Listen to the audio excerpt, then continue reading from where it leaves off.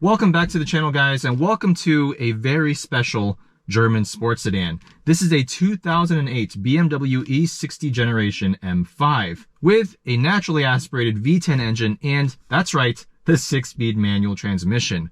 Only a little over 1,300 of these were ever produced out of the 20,000 plus E60 M5s. Most of these came with the SMG3 single clutch automated manual. What makes this car so special? Well, I pretty much already gave it away. The fact that it has a naturally aspirated petrol powered V10 with a 6-speed manual and its rear wheel drive, and it's a sedan. In fact, even if you take away the manual, this was the world's first petrol V10 production sedan at the time, and also the fastest sedan at the time with a top speed of 190 miles per hour if you paid for the M Drivers package, which removed the 155 mile per hour limiter. This car was produced worldwide for the 2005 through 2010 model years, and as I mentioned, only a little over 1,300 manuals were produced, and solely for the North American market. But here's the thing. The values of these cars are still pretty low because they are notorious for being unreliable. Whether that's actually true or not, I'm no expert here, but I will say that if you know about the BMW E90X M3 engine, the S65, those are well documented for having a number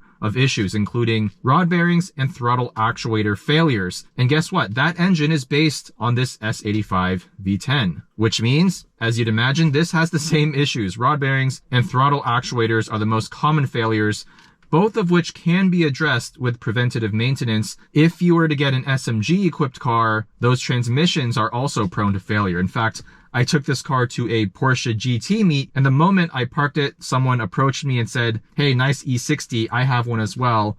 My SMG just blew up the other day." So whether that's just anecdotal evidence or a sign of a much wider issue, I'll leave that up to you. Market value for these cars in the US, between $15,000 and $30,000 for most decent examples. This is powered by a 5-liter naturally aspirated V10 S85 engine code. It makes 500 horsepower, so 100 horsepower per liter, and 384 pound-feet of torque. This will rev to just over 8,000. The owner, Lynn, bought this pre-modified.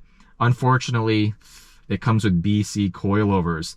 Lynn plans to upgrade these. These are a budget coilover, and I can confirm they're absolute garbage. But I'll try not to let the suspension sour this overall review because this car has many other things to be amazed by. Lynn did throw on, very tastefully I might add, some 19-inch Advan GT wheels. Advan GTs on German cars, there's just something about that combo. Otherwise, this car is stock with almost 143,000 miles. First impressions of the interior, it feels solid. It feels like a nice step up above the E39 generation in terms of build quality, I would say. Although visually speaking, I still prefer the E39. It's a little bit more timeless in my opinion, but all the switchgear here feels nice and solid. It's got that classic BMW smell. One thing about this era of BMWs that has always bothered me, and that includes the E46 M3, the E9X M3, and this E60, is that if you look at the steering wheel versus the cluster versus the seats, it's always misaligned in one or more places. The E46, for example, the seat is tilted towards the center of the car. In this car, let me try to show you. Where the steering wheel is placed, it doesn't line up with the gauges, and the steering wheel is actually tilted to the left. It's just the oddest thing. I don't know why they designed it like this. Otherwise, this car is quite big, 4,000 pounds, which is actually light by modern standards. Look at the current M5. And this has strut front and multi-link rear suspension. It does have a limited slip diff. And this car is actually packed full of tech as well, including active seat bolsters, which if you put it into M mode, they turn on by default. And you can actually adjust this between comfort, normal, and sport, pushing these seat bolsters out while you're cornering. A very weird feeling at first, but actually quite nice. So we have M mode on, which unlocks the full 500 horsepower. I did forget to do that the first time I reviewed an E60 M5. I will not make that mistake twice. We'll turn M dynamic mode on. There's an EDC button here where you get 3 different settings for the adaptive suspension that this car came with. Obviously, can't use that today with these BC coilovers. The shifter is quite rubbery. Not my favorite part of the car. Oh, there's the active seat bolsters. It's so weird. But it does hold me in quite well. Wow, this car feels big and heavy for sure.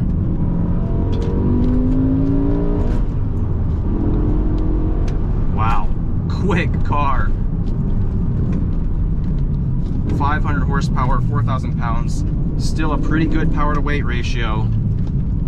The steering is light, but it has decent feedback. It reminds me a bit of the E90 M3, but not as good in terms of the feedback. Wow. 500 horsepower, even by today's standards, is still no joke. And that naturally aspirated, high revving power delivery, it's a thing of beauty. Let me demonstrate that here.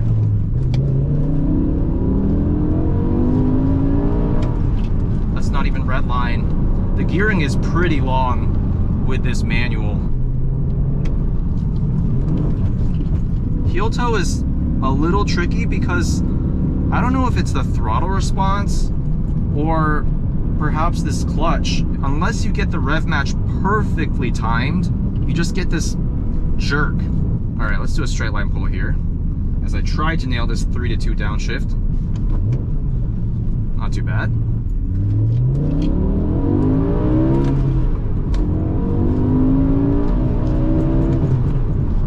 Wow. I wish this had like an intake, because I know this has individual throttle bodies, but from inside the car, because the sound deadening is so good, given this is a luxury sedan, it's a little bit low on induction note. It does have that really nice V10 tone to it. Kind of sounds like two inline 5 cylinders, but just not loud enough in my opinion. This suspension though, no bueno.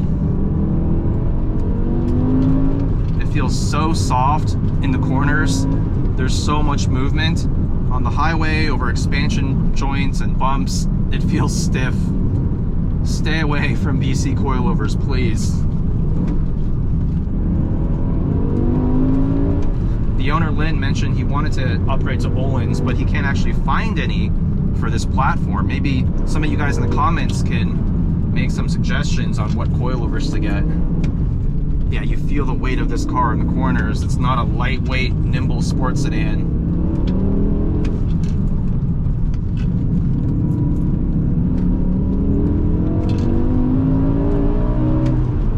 I've been daily driving this car for the past 2 days, actually.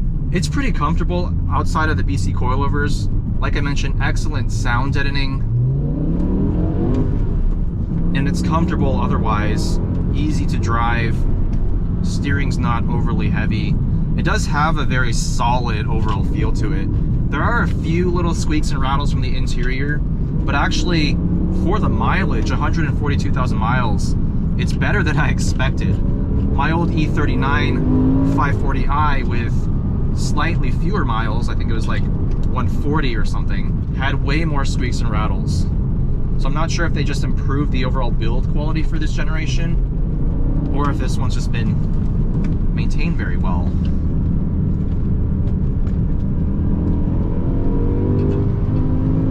Oh yeah, this engine though. Pretty decent brake feel as well, which is surprising for this generation of BMW because they were notorious for under braking their cars until much more recently. Pretty much all of the E series BMW, or E generation BMWs I should say, didn't have enough brakes. But for canyon driving, this is doing just fine.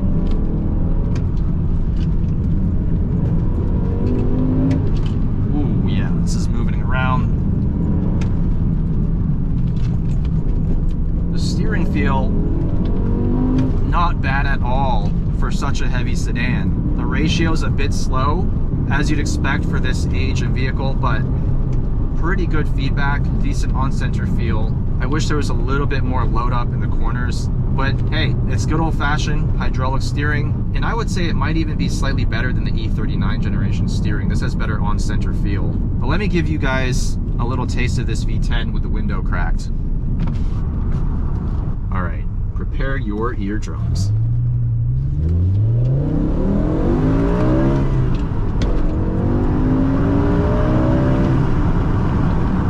Yeah, it's a great sound. But wow, second gear goes to well over 70 miles per hour, probably closer to 80. So you don't get to enjoy this engine as often as you'd like on the street.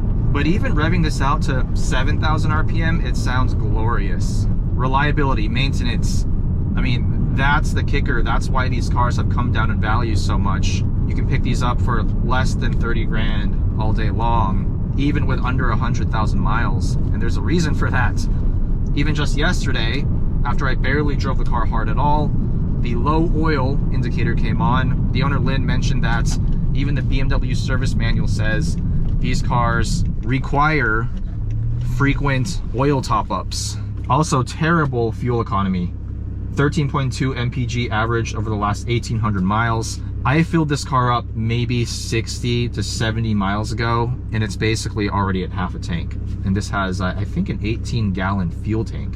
But all of that aside, I mean, you already know what you're getting into with an old BMW. That doesn't just apply to this E60 M5. It's BMWs across the board from this era. If you can put up with all of that, this is one of the best driving, best sounding, most special sports sedans of all time. Although I think the manual does hold it back slightly just because it's a typical rubbery BMW manual. Just the fact that you can blip your own downshifts while listening to that V10. So a big shout out to the owner, Lynn. Let me know what you think about the E60 M5. Do you think this car is actually undervalued today, especially with the rare manual transmission? Let me know your thoughts down in the comments. Thank you guys for watching, and I'll see you very soon.